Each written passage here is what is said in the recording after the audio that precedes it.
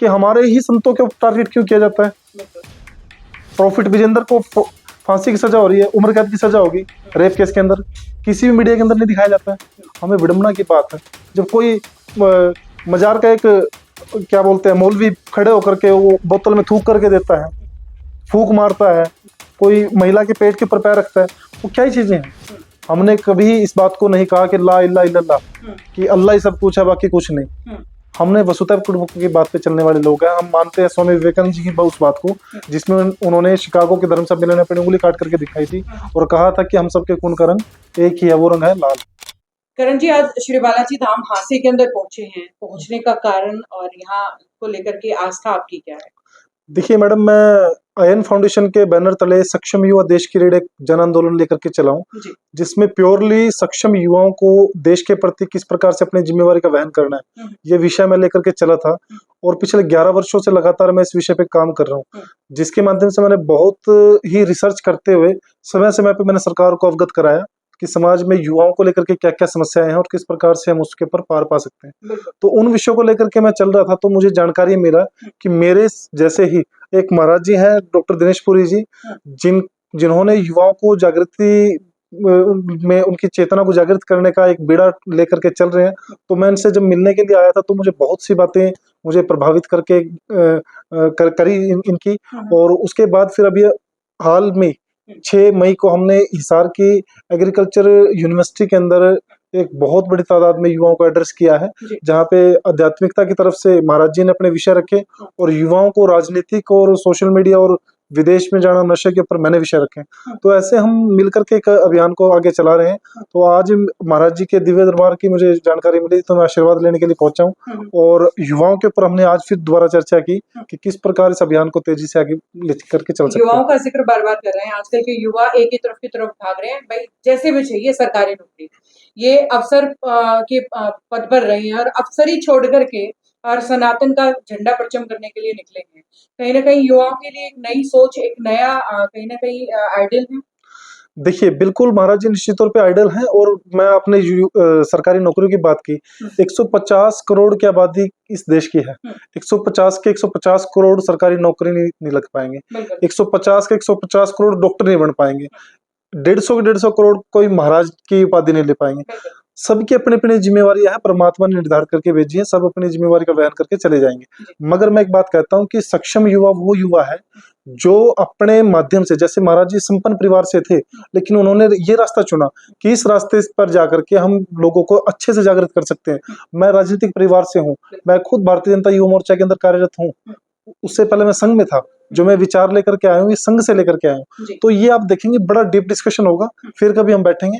और दूसरी बात, ये सबसे बड़ी बात ये है कि हमारी जो परंपरा है वो सनातन परंपरा है, जिसने वसुधैव कुटुंबकम का नारा दिया है।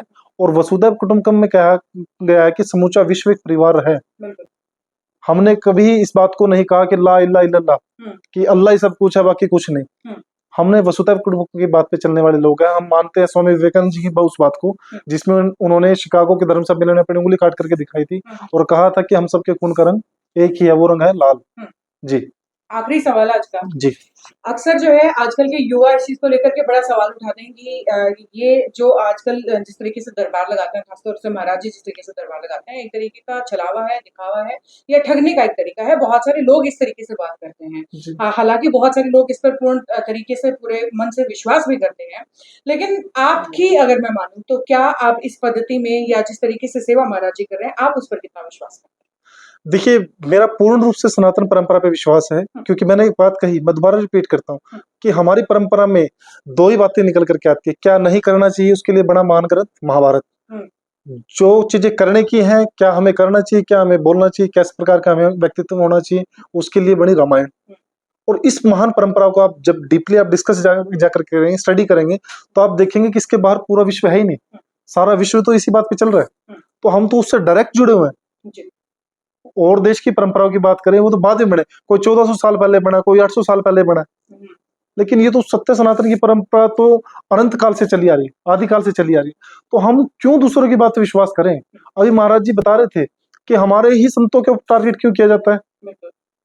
प्रॉफिट विजेंदर को फांसी की सजा हो रही है, उम्र कैद की सजा होगी रेप केस के अंदर, किसी भी मीडिया के अंदर नहीं दिखाया जाता है।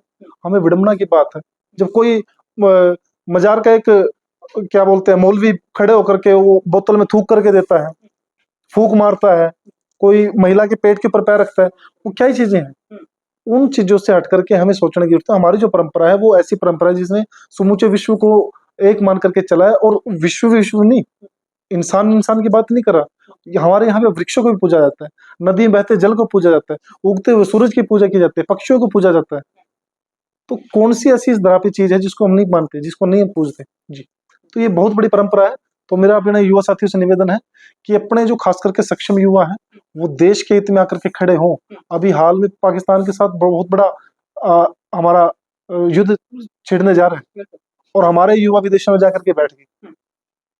तो अगर आज की डेट में पाकिस्तान के खिलाफ लड़ाई लड़ने में, चाइना के खिलाफ लड़ाई लड़ने में अगर हमें युवाओं की भर्ती करने की जरूरत पड़ेगी तो युवा कहाँ से आएगा?